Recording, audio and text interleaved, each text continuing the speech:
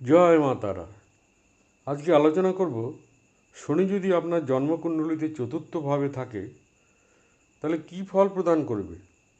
চতুর্থ ভাব নির্দেশ করে জমি, জায়গা, ঘর, বাড়ি, মায়ের সম্বন্ধে।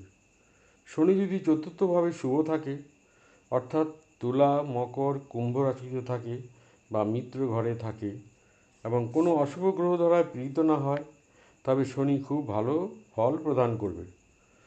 সংসারে সুখ শান্তি দেবে, মায়ের আয়ু বৃদ্ধি করবে, আপনি জীবনে সব সুখ সুবিধা পাবেন এবং আপনার আয়ু দীর্ঘ হবে।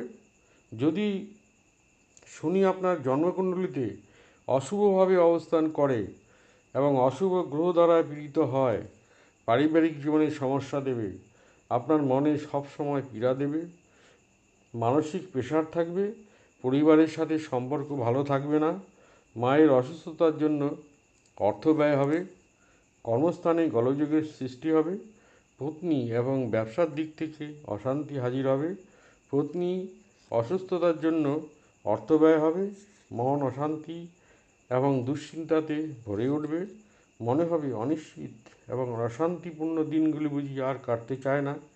একমাত্র গোচরে বৃহস্পতি শুভ হলে দুশ্চিন্তা এবং গৃহে অশান্তির হাত থেকে রক্ষা পাওয়া যাবে।